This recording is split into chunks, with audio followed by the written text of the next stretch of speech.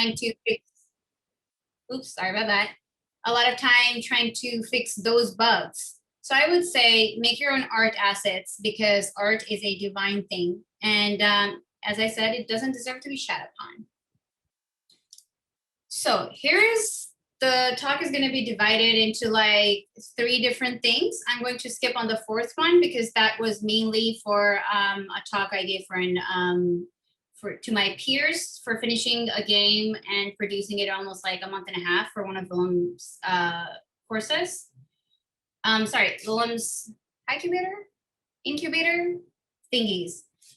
So what you basically need, if you come down to it, the very basic of it is you need a vision. You need inspiration for that vision. So that comes in 1. Number 2 would be tasking and timeline.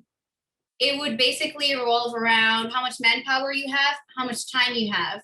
You put it all together. And number 3, which mostly people just ignore, would be implementation and cohesiveness. You cannot have a fully fledged product without cohesiveness in it. I feel that, and most of the games I look at, sometimes they're really quick. They come into the market, they go off the market. And if you look at the visuals of it, they're not cohesive sometimes. Like the UI is not going together with the visual assets. The UI is the user interface, which with the menu, the buttons, the exit button, so on and so forth.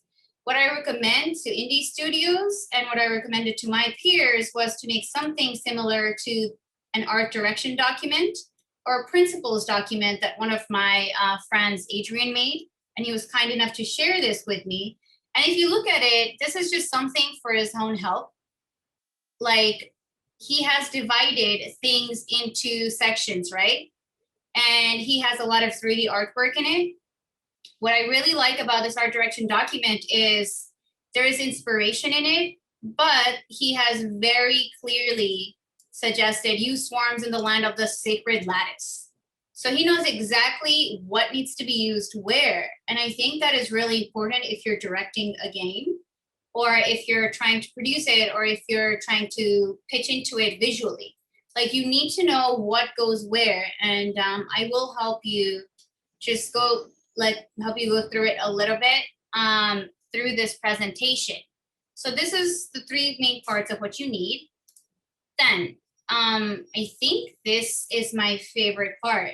It's like on the left side is art generally for the entire world. On the right side is art for mobile gamers or 2D games or mobile games that are 3D, but they still have to stick to some form of 2D design.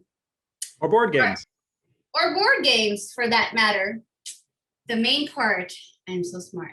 Anyways, so part of this is pixel art, vector art, sketch art, voxel, and basic 3D art with Blender. I was part of a game jam with Jay here, and she was able to make all these cool assets.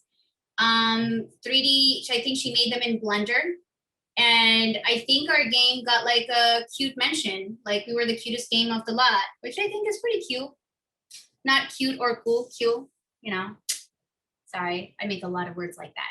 So if you look at art generally, there's a million things you can do with it, and you could somehow incorporate it in game art. I suggest you not to do that. But if you want to make a game solely based on art, go ahead and feel free to put in calligraphy, put in those shots of printmaking, whatever you want. I'm going to go really quickly through the types of art. I have pixel, vectors. I have some hybrid styles and samples. Feel free to stop me and ask any questions or post any questions in the chat. So first of all is pixel art. And everyone knows this. It's the 8B god of art. It's like Mario Kart, Mario, it all started there. Here are some apps. I would suggest Sprite, there's Pixel app, Procreate, Illustrator. There's also, if you look for it, my friend Kinza, she always says, if you want something, Google will find it for you. Google will have some answer for you. And I think that goes for art as well. We're gonna depend on that highly. But here are some basic ones. Some of them are free, some of them are not free. whatever works to your budget, honestly. Then there is vector art. And I feel like there's a question in the chat which says, what's your favorite art style? I would say vector art is my favorite art style. Why? You can make it look 3D. You could give it a 2D look. You could download free assets from the internet, make it somehow look like you spent 90 hours on this, and boom, charge $1,000 for it. That is the rule to a graphic designer's income. Do not tell them I told you that. But it's the fastest, easiest way to do it. And you only need like 1 or 2 softwares. A lot of my colleagues who don't want to pay for Illustrator, Adobe Illustrator, is they use Inkscape. You can download vectors and the UI is a little bit janky, but that's okay. It's a free software. And obviously, ride or die Illustrator. You have to do Illustrator. Is that how you make income? No, that is not how I make income. That is how I used to make income. The good old days. Then there is voxel art. So essentially, you could do voxel art with vector art using Illustrator.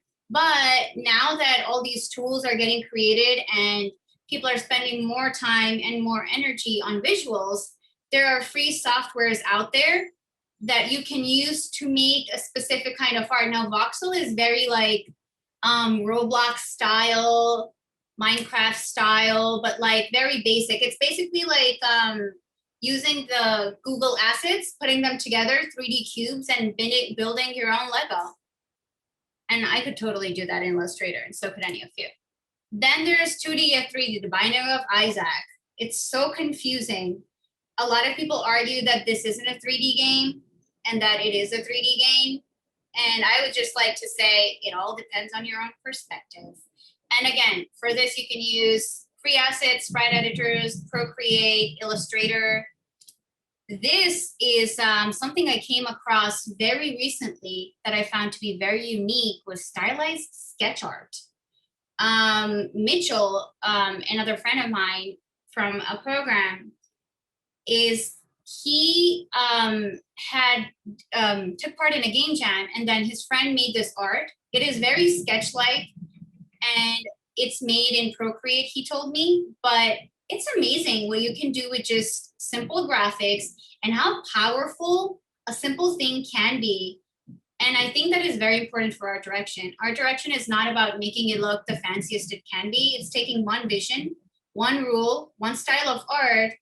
It could be a hybrid style, and then putting it all together and making sure that your end result is what you started with and what your vision was.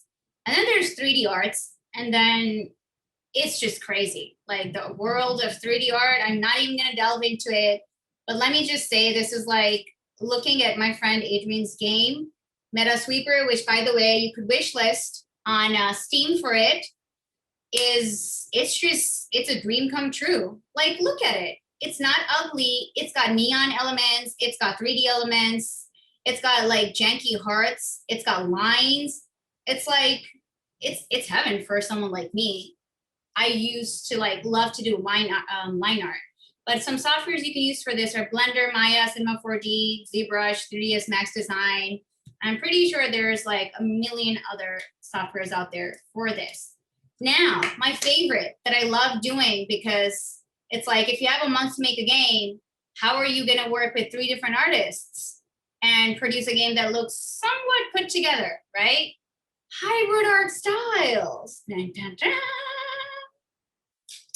So some hybrid art styles, as the name suggests, it's like putting 2 art styles together because no one on a team has the same art style. One person makes pixel art, the other person makes vector art, and the third person likes sketching, and they don't want to change, and they don't want to learn.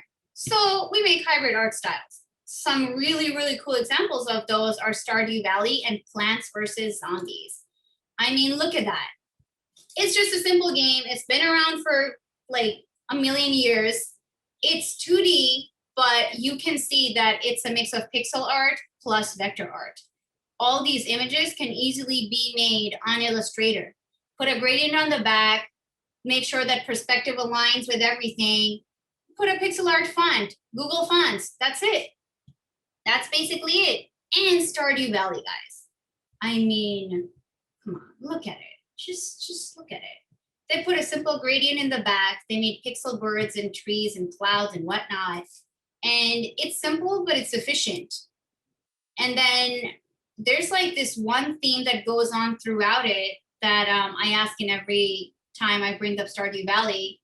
What is the one, what would you say the color pattern is, or like the shade that is common in all of this? What would you say the palette is in the visuals you see right here? Anyone? Any takers? Greens, browns, tans. Greens, browns, tans. True. So would you say that's a warm palette or a cool palette? It's like a autumn palette, calm palette. It's a calm palette. That is true. It is also interesting because Stardew Valley put the warm and cool palette together, which is why I always bring this up as an example. So browns, greens, reds, all the visuals you see here are put together with the cool visuals, the icy visuals, the venture into the deep mines, all of that stuff. And it's done so nicely that you cannot tell that there's such a high contrast within the color palettes. And that's like a perfect example of art direction. Any questions so far? No questions? That's okay. I guess, how do you go about, like, how do you decide? How do you decide? On a game's color palette or art direction? I am talking about that later, but I will just touch on it. You decide on a game's color palette in sync with the game's vision. What is the vision you want? If you're making a Mario-like game, you are not going to want vector art that looks modern, that looks like 3D in any sense. That is how you make the decision. You stick to your team's decision of the vision of the game, and you have a vision for the art of the game, and you make sure it works in sync. Every day, every time, no matter how much you hate it, you gotta stick to it. That would be the basic of it. One more thing that I think a lot of, and the first game I made with my team, we kind of ignored this too, UI design. Like user interface design, as easy as it is to do and think you're doing, it's very, very important. The 4 basic things, I would say the 4 steps to this would be sketch, wireframe, visual, and then code. I went to design school and I majored in interdisciplinary design. So over there, they would teach us just wireframe and code, right? Or wireframe, produce your art assets, give it to the engineers. One faulty thing I find in it is that if I mess up something and it is heavy for the engineers to code, I wouldn't know about it. So it's important for me to visualize it and talk to the engineers and then get their feedback and then fix it. But because you don't want janky UI and then, you know, you're breaking it on the first day the game is released, that's just terrible. That happened to us. So it's just like, don't do that, guys. Try not to do that.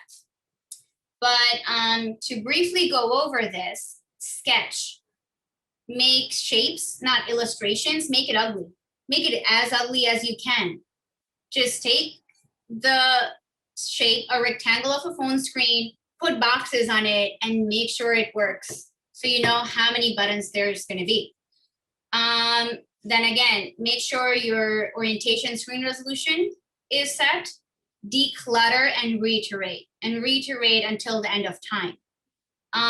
And again, keep it simple. I think I'm going to say this a million times because I cannot say this enough to artists or engineers or game devs. Keep it as simple as you can. Make your life easy. And then once you're done with one type of vision, move on to the next. But until then, keep it as simple as you can. Wireframe. Anyone here know what wireframing is? There's not a lot of many hands, so Willem, you're gonna have to answer that. Yeah.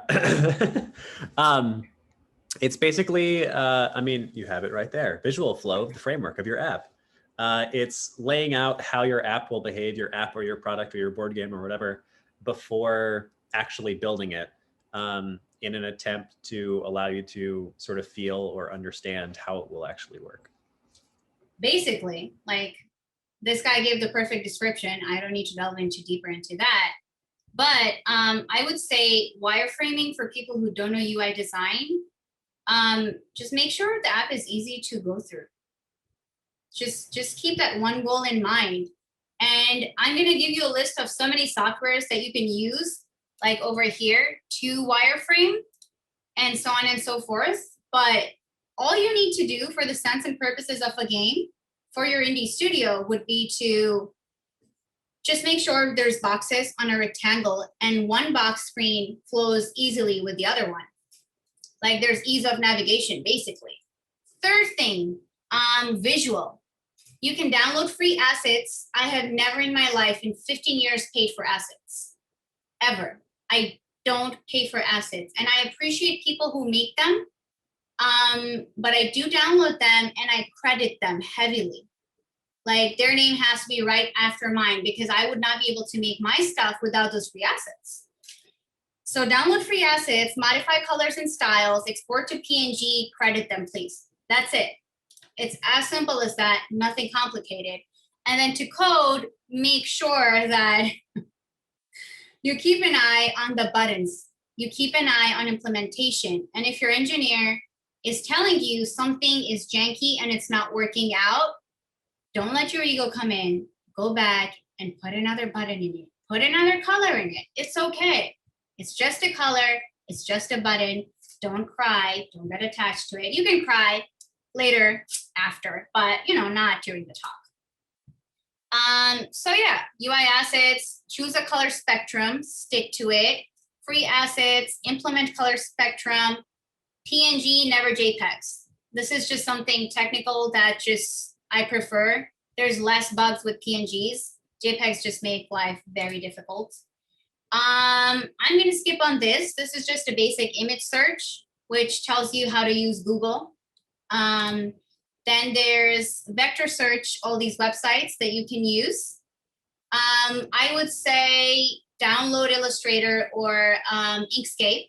Then for wireframing, there is UXPin, there is wireframe.cc, InVision. And for inspiration, there's Behance, Dribble, and Pinterest. I think that is really important when you're doing UI, take out a game or an app that you love the buttons of and just go off of it. See if that kind of UI works for your app, fix the color spectrum, and voila, you have something. Which brings me to this, vision and inspiration. So this is all like complicated, but not complicated, but it's just steps like to do art direction for UI. What colors you want, what art style do you want, what font can go with it, what is your UI color spectrum? Your user interface color spectrum should be in sync with, but not different from your visual art asset spectrum. Your art assets should be one thing, and then your UI assets should be one thing. They can coexist, but they're not like married. They're dating. That's it. That's what I would say.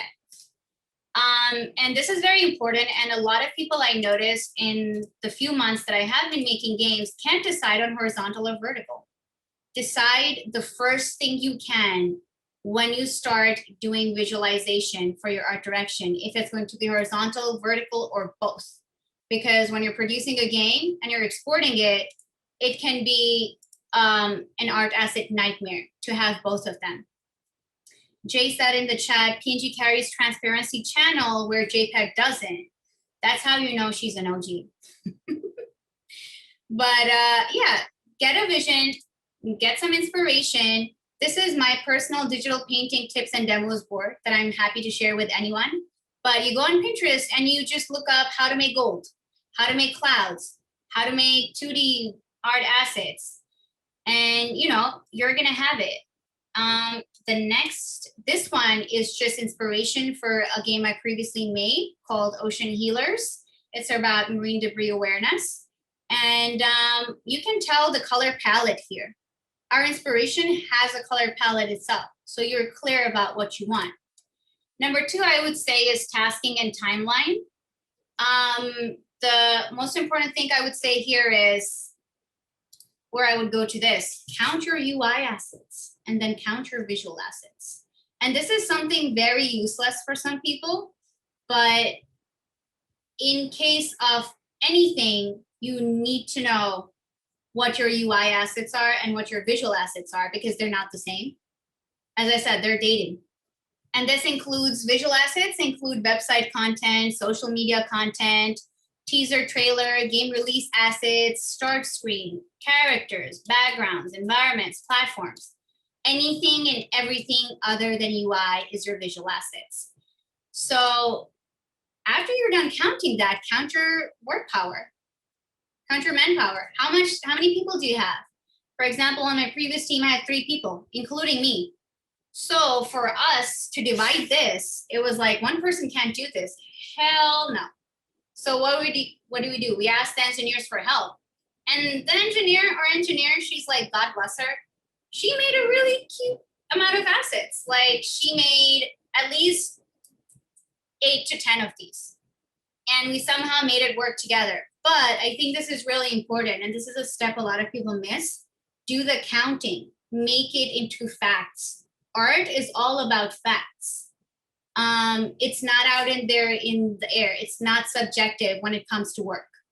You have to make it factual. And then number 3, the most important thing, implementation and cohesiveness. Test gameplay, see what you need to fix, because once you start testing on mobile, you're gonna realize that iPhone makes your life difficult with this camera thing. And then if you want to release on an older iPhone, this camera thing doesn't exist. So how do you kind of balance your visuals, your buttons, your menu screen, everything, keeping in mind all the different screens you're going to release your game on? For any pretty much, like I was playing solitaire on my game once and it was janky for me and I deleted the game because the close button was right here. And this part of the iPhone, as techy as Apple is, their developers are very confusing. This part of the iPhone glitches a lot. So you have to make sure, and even look at their own UI, they gave space. They did not put things on the end. They didn't stretch it out because they know their stuff is janky. So I would say test it as much as you can. Another thing that I learned that we made a mistake in our previous game was we made a very art heavy game. And we did not know, because it was as fast as we could do it, we did not know how to make the assets compact or put them together so it's not a big game to download. It's only 10 levels, but the download was coming down to like 800 something. And we were like, what? Like, people are going to delete that, right? So one thing you have to make sure is that if there's anything you can do to reduce the size of the game through visual assets, do it. If you can somehow make your UI work with the background, do it. Your game needs to be functional, but you also need to make sure that people who are trying to download it with a million other apps have the space to download it. And then second last thing, export assets with the correct resolution. Oh God. Resolution and screen resolution is one of the most important things. Google iPhone resolution and you're gonna know what this is. And Google resolution for Android phones. Every damn phone and model has a different resolution. So you have to make sure that your user interface and your art assets go with all of them. But if you're just focusing on, let's say it's a Steam game and you're focusing on a computer UI, then that's a whole other ballgame. Like, that is a whole other ballgame. But even that, you have to make sure that whatever assets you have, they're not too low res, but also not too high res. They're somewhere in the middle. And lastly, does it look cohesive considering the amount of time you had? I think a lot of people don't consider this, that they think that you can make a game and it has to be ugly to go out. It does not have to be ugly to get produced in time. when you're working with a game and you have limited manpower, all you need to do is just stick to one visual vision, like one vision for your art, and then just make sure that whatever you make falls under it. And considering the amount of time you have, just be proud of what you make. And then this part, if you did all of that, celebrate and move on to the marketing content, because an art director's journey is never going to end. Good luck if you think you finished a project and it's over. It's not. Once you're done with all of that, move on to the marketing content. Like, get that baby out to production. And on that, I have like some troubleshooting tips and decisiveness. This is, by the way, indecisiveness is the biggest problem with artists, art directors, engineers, gamers, humankind, aliens, paranormal activity, people, things. Indecisiveness. From my personal experience, which is more or less 15 years of being in the art world, I would say, do what you can with what you have and be happy with it. That is it. That is fucking it. And on the left side, you're going to see there's a poster from the only graphic designer I like, James Victori. And he says, that's creativity and that's fear. And you know what you're going to do? You're still going to rise above water. You're going to smile, even though you're freezing your ass. And you're going to get that shit out for production. On that note, thank you everyone for, coming to the talk. That is all I have to say. And go have tofu fries, French fries. Fries can be air fried too. They're not unhealthy anymore. We live in 2021. Congratulations. But yes, go celebrate. And